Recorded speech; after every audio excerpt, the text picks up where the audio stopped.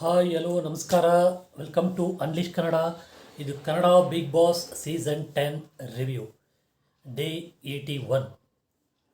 ಮೊದಲಿಗೆ ಎಲ್ಲರೂ ಮಾತಾಡಿಕೊಂಡು ಜಾಲಿಯಾಗಿ ಮಾತಾಡ್ತಾಯಿದ್ರು. ಬೆಳಿಗ್ಗೆ ಹಾಡು ಹಾಕಿದ ತಕ್ಷಣ ಹೊರಗೆ ಬಂದು ಅಲ್ಲಿ ಕುಕಿಂಗ್ ಏರಿಯಾದಲ್ಲಿ ಮಾತಾಡ್ತಾಯಿದ್ರು. ಮಾತಾಡ್ಕೊಂಡು ಇರುವಾಗ ಇದರಲ್ಲಿ ನೆನ್ನೆ ಹೇಳ್ದಂಗೆ ತನಿಷಾ ಅವರು ಫ್ಯಾಮಿಲಿ, ವಿನಯ್ ಅವ್ರ ಫ್ಯಾಮಿಲಿ, ಡ್ರೋನ್ ಪ್ರತಾಪ್ ಅವ್ರ ಫ್ಯಾಮಿಲಿ ಬಂದಿರಲಿಲ್ಲ. ಫಸ್ಟಿಗೆ ನಮ್ಮ ತನಿಷಾರ್ ಫ್ಯಾಮಿಲಿ ಎಂಟ್ರಿಯಲ್ಲಿ ಅವ್ರ ತಾಯಿ ಮತ್ತು ಅವ್ರ ತಂಗಿ ಇಬ್ಬರು ಬಂದರು ಸ್ಟಾರ್ಟಿಂಗಲ್ಲಿ. ಅವ್ರು ಫುಲ್ ಎಕ್ಸೈಟ್ ಆಗ್ಬಿಟ್ಟಿದ್ರು. ತನಿಷಾ ಅವರು ಮೊದಲೇ ಎಕ್ಸೈಟ್ ಆಗ್ತಾರೆ. ಈ ಫುಲ್ ಎಕ್ಸೈಟ್ ಆಗ್ಬಿಟ್ಟು ಹತ್ಕೊಂಡು ಎಲ್ಲರನ್ನೂ ಇದು ಮಾಡಿದರು, ಫ್ರೀಸ್ ಮಾಡಿದರು, ಪಾಸಲ್ಲಿಟ್ಟಿದ್ರು. ಪಾಸಲ್ಲಿಟ್ಟು ಈವನ್ ತನಿಷಾನು ಪಾಸಲ್ಲಿಟ್ಟಿದ್ರು. ಆಮೇಲೆ ಹತ್ರ ಹೋಗ್ಬಿಟ್ಟು ಎಲ್ಲರ ಹತ್ರ ಇದು ಮಾಡ್ಕೊಂಡು ಬಂದು ತನಿಷಾ ಅವ್ರ ಹತ್ರ ಬಂದಿದ ತಕ್ಷಣ ಪ್ಲೇ ಮಾಡಿಬಿಟ್ರು ಅವರಿಗೆ. ಬೇರೆಯವರೆಲ್ಲ ಪಾಸಲ್ಲಿದ್ದರು. ಆಮೇಲೆ ಎಲ್ಲರ ಹತ್ರ ಮಾತಾಡಿಕೊಂಡು ಆಮೇಲೆ ಎಲ್ಲರನ್ನೂ ಪ್ಲೇ ಮಾಡಿದ್ಮೇಲೆ ತುಂಬ ಚೆನ್ನಾಗಿ ಎಲ್ಲರೂ ಮಾತಾಡಿಕೊಂಡು ಈ ಅಗ್ರೆಷನ್ನು ಎಲ್ಲ ಇತ್ತಲ್ಲ ಅದ್ರ ಬಗ್ಗೆ ಎಲ್ಲ ಮಾತಾಡಿಕೊಂಡು ಎಲ್ಲರೂ ಒಂದೇ ಹೇಳೋದು. ವಿನಯ್ ಹತ್ರ ಒಂದೇ ಹೇಳೋದು, ಡ್ರೋನ್ ಪ್ರತಾಪ್ ಹತ್ರ ಒಂದೇ ಹೇಳೋದು.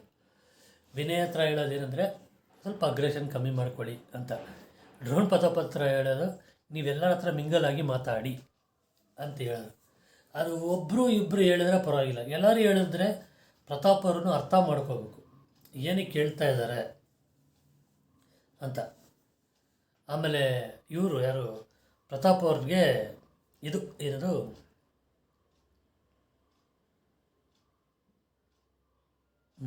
ಪ್ರತಾಪ್ ಅವ್ರಿಗೆ ಟಿಪ್ಸ್ ಬೇರೆ ಕೊಟ್ಟರು, ಹೆಂಗಿರ್ಬೇಕು, ಹೆಂಗೆ ಜಾಲಿಯಾಗಿರಬೇಕು ಅಂತ. ಒಂದು ಅಬ್ಸರ್ವ್ ಮಾಡಿದ್ದಂಗೆ ಪ್ರತಾಪ್ ಅವ್ರಿಗೆ ಯಾರು ಇಂಪಾರ್ಟೆನ್ಸ್ ಕೊಡ್ತಾರೋ ಅವ್ರ ಜೊತೆ ಇರ್ತಾರೆ. ಇವಾಗ ನೋಡಿ ಅವರು ಪ್ರತಾಪ್ಗೆ ಇಂಪಾರ್ಟೆನ್ಸ್ ಕೊಟ್ಟಾಗ ಆಮೇಲೆ ಅವ್ರು ಜಾಲಿಯಾಗ್ಬಿಟ್ರು, ಚೆನ್ನಾಗಿ ಇದು ಮಾಡಿಕೊಂಡು ಅದೆಲ್ಲ ಮಾಡಿದ್ರು. ಇದು ಯಾಕೆ ಬೇರೆ ಟೈಮಲ್ಲಿ ಇರೋಲ್ಲ ಅಂತ ನನಗೆ ಅರ್ಥ ಆಗ್ತಾಯಿಲ್ಲ. ಆಮೇಲೆ ಮಾತಾಡಿಕೊಂಡು ಇದು ಮಾಡ್ತಾಯಿದ್ರೆ ನೆಕ್ಸ್ಟು ಅವ್ರ ತಂದೆ ಬಂದರು. ಎಲ್ಲಿಂದ? ಸ್ಟೋರ್ ರೂಮಿಂದ, ಕನ್ಫೆಷನ್ ರೂಮಿಂದ ಬಂದರು. ಅವರು ಮಿಲ್ಟ್ರಿ ಮ್ಯಾನ್ ಅನಿಸುತ್ತೆ, ಫುಲ್ ನೀಟಾಗಿ ಕೋಟ್ ಗೀಟೆಲ್ಲ ಹಾಕೊಂಬಂದರು. ಅವ್ರು ನೋಡೋಕ್ಕೆ ಹೇಗಿದ್ರು ಅಂದರೆ ನಮ್ಮ ಇವ್ರು ಇದ್ದಾರಲ್ಲ ಅಗ್ನಿಶ್ರೀಧರು, ಸೇಮ್ ಹಾಗೇ ಇದ್ದರು. ಸ್ವಲ್ಪ ಏಜ್ ಆದಮೇಲೆ ಹಂಗೆ ಇರ್ತಾರೇನೋ ಆ ಲೆವೆಲ್ಗೆ ಇದ್ದರು. ನಾನು ನೋಡಿದ ತಕ್ಷಣ ಫಸ್ಟು ಅಗ್ನಿಶ್ರೀಧರೇನೋ ಅಂದ್ಕೊಂಬಿಟ್ಟೆ. ನೋಡಿದ್ರೆ ಇಲ್ಲ, ಅವರು ಅಲ್ಲಿಂದ ಬಂದಿದ್ದಾರೆ, ನಮ್ಮ ಕೂರ್ಗ್ ಕಡೆಯಿಂದ ಬಂದಿದ್ದಾರೆ. ಬಂದು ಎಲ್ಲರ ಹತ್ರ ಚೆನ್ನಾಗಿ ಮಾತಾಡಿಕೊಂಡು ತನಿಷಾ ಹಾಕಿ ಇಷ್ಟು ಇದಾಗಿದ್ದಾರೆ ಅಂದರೆ ಬಂದಿದ್ದೆಲ್ಲ ಅವ್ರ ತಂದೆ ಹತ್ರ ಇಂದ ಅಂತ.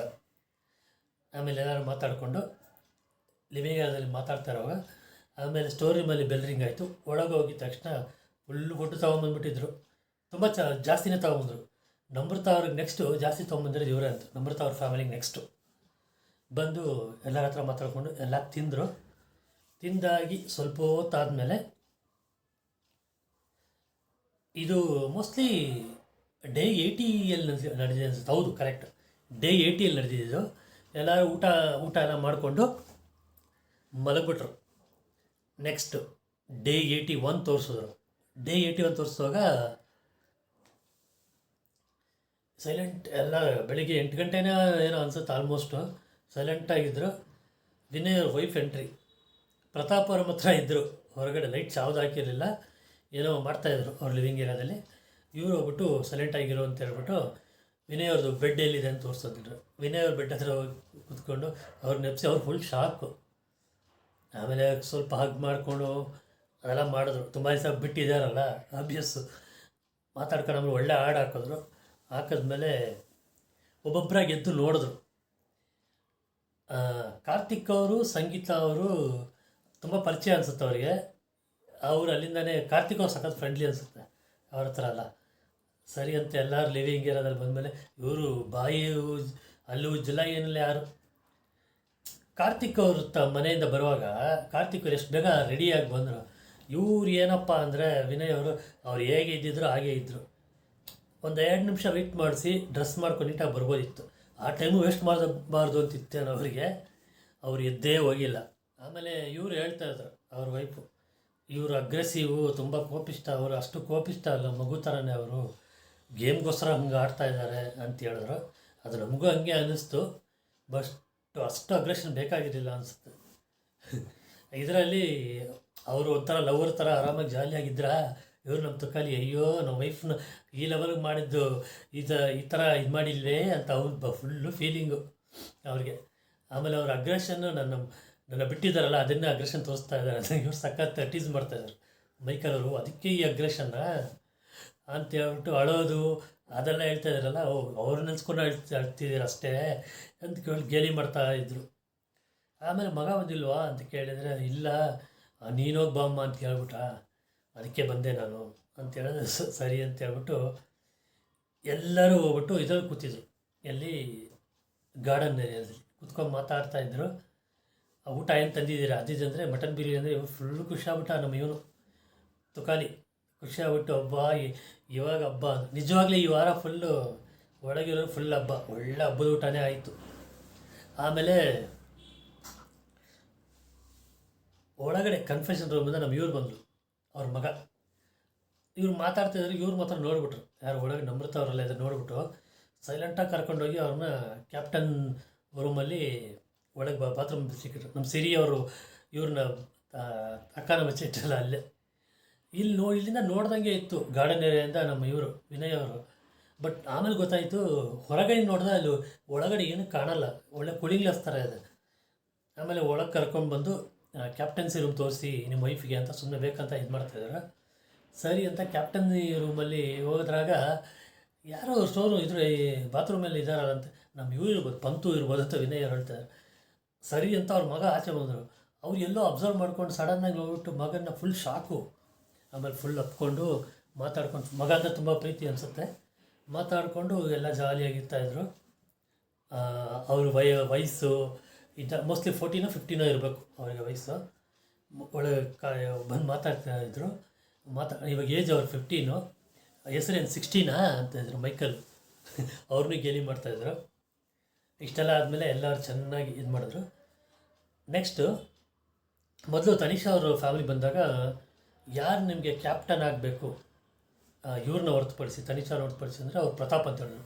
ಅದು ಹೇಳಿದ್ಮೇಲೆ ಫುಲ್ ಖುಷಿಯಾಗ್ಬಿಟ್ರು ನಮ್ಮ ಪ್ರತಾಪ್ ಅವರು. ಆಮೇಲೆ ಜೋಶ್ ಬಂದು ಜಾಲಿಯಾಗಿ ಬಾಯಿ ಅಂತೇಳಿ ಅವರು ಕಳಿಸಿದ್ಮೇಲೆ ಇವ್ರು ಬಂದ್ರಲ್ವಾ, ಇವ್ರು ಬಂದರು ಕಾರ್ತಿಕ್ ಅವ್ರ ಹತ್ರ ಸಪ್ರೇಟಾಗಿ ಹೋಗಿ ಮಾತಾಡಿದ್ರು.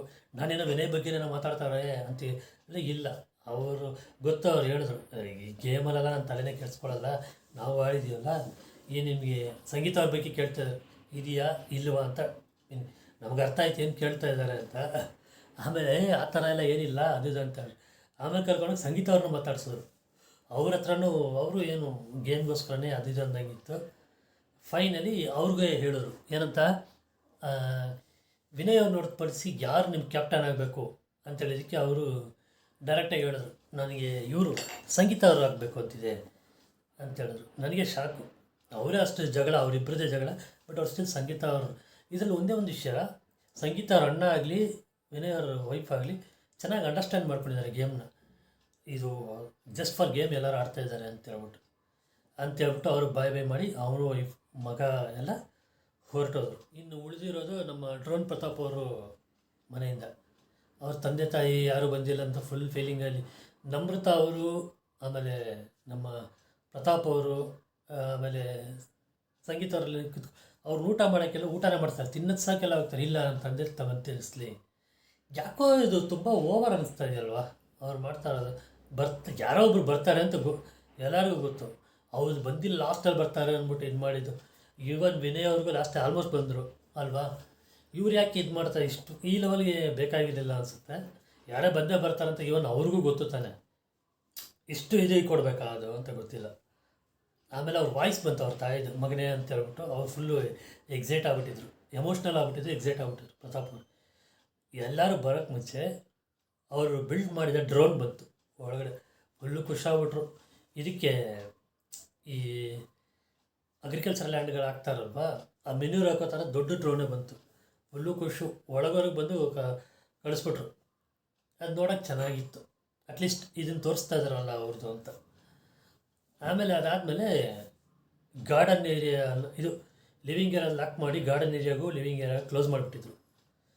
ಆಮೇಲೆ ಕನ್ಫೆಷನ್ ರೂಮಲ್ಲೆಲ್ಲ ಹುಡುಕ್ತಾ ಇದ್ದ, ಕನ್ಫೆಷನ್ ರೂಮ್ ತೋರಿಸಿದ್ರು ಟಿ ವಿಯಲ್ಲಿ. ಅವ್ರಿಗೆ ತಂದೆ ತಾಯಿ ಇರೋದು, ಮಗ ಚೆನ್ನಾಗಾಡು, ಎಲ್ಲರ ಜೊತೆ ಮಿಂಗಲ್ ಆಗು ಅದು ಅಂತೇಳಿ. ಕನ್ಫೆಷನ್ ರೂಮಲ್ಲಿ ಇದ್ದಾರೆ ಅಂತ ಹೋಗಿ ಹುಡ್ಕೊಂಡು ನೋಡಿದ್ರೆ ಇಲ್ಲ ಅಲ್ಲಿ. ಆಮೇಲೆ ಮೇನ್ ಡೋರಿಂದನೇ ಬಂದರು ಇಬ್ಬರು. ಬಂದಾಗ ಈ ಡೋರ್ ಓಪನೇ ಮಾಡಿಲ್ಲ.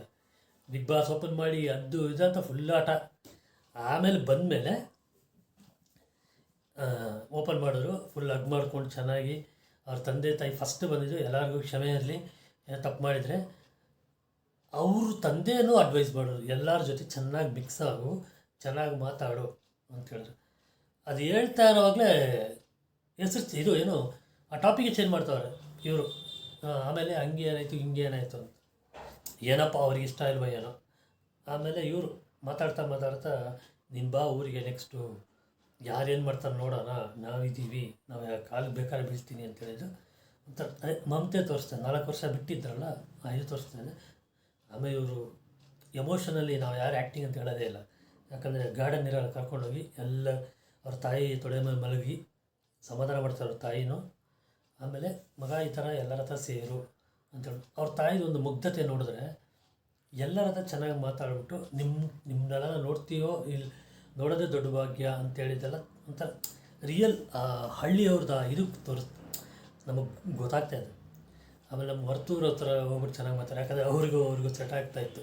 ಈ ಹಳ್ಳಿ ಇದೆಲ್ಲ ಅಲ್ವಾ, ಚೆನ್ನಾಗಿ ಸೆಟ್. ವಿನಯ್ ಅವ್ರ ಹತ್ರ ಒಂದು ಮಾತಾಡಿದ್ರು, ಈ ಥರ ನಿಮ್ಮದು ಶಿವಪಾರ್ವತಿ ಇದು ಬರುತ್ತಲ್ವ, ಅದ್ರಲ್ಲಿ ಚೆನ್ನಾಗಿ ಮಾಡಿದ್ದೀರಾ ಅಂತ ಹೇಳ್ಬಿಟ್ಟು.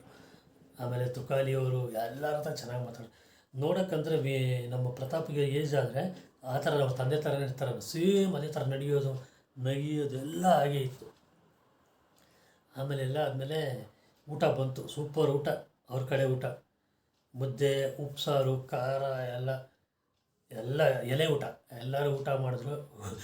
ಇವ್ರಿಗೆ ಯಾರು ಮೈಕಲ್ ಅವ್ರು ನುಂಗೋಕ್ಕಾಗಿಲ್ಲ, ಹಿಂಗೆ ಬಾಡಿ ಎಲ್ಲ ಶೇಕ್ ಮಾಡ್ಕೊಂಡು ನುಂಗಿದ್ರು. ಏನು ಈ ಬೇಡ ಇಷ್ಟ ಇಲ್ಲ ಅಂದರೆ ಬಿಟ್ಬಿಡಿ ಅಂತ ಹೇಳಿದಕ್ಕೆ, ಇಲ್ಲ ನನಗಿಷ್ಟ ಬಟ್ ನುಂಗೋಕ್ಕಾಗ್ತಾಯಿಲ್ಲ ಅಷ್ಟ ಅಂತ ಹೇಳ್ತಾಯಿದ್ದಾರೆ.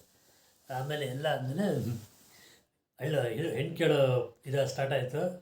ನಿಮ್ಮ ಕಡೆ ಹೆಣ್ಣಿದೆ ನೋಡಪ್ಪ ಅಂತ ಹೇಳಿದವ್ರು ತುಕಾದಾರ ಕೇಳಿದ್ರು, ನಮ್ಮ ಕಡೆ ಒಳ್ಳೆ ಹೆಣ್ಣಿದ್ದಾರೆ, ನಿಮ್ಮ ಕಡೆ ಒಳ್ಳೆ ಹೆಣ್ಣಿದೆ ಅಂದರೆ ಬೇರೆ ಕಡೆ ಇಲ್ವಾ ಅಂತ ಅವರು ಚೆನ್ನಾಗಿ ಟೀಸ್ ಮಾಡ್ತಾಯಿದ್ರು.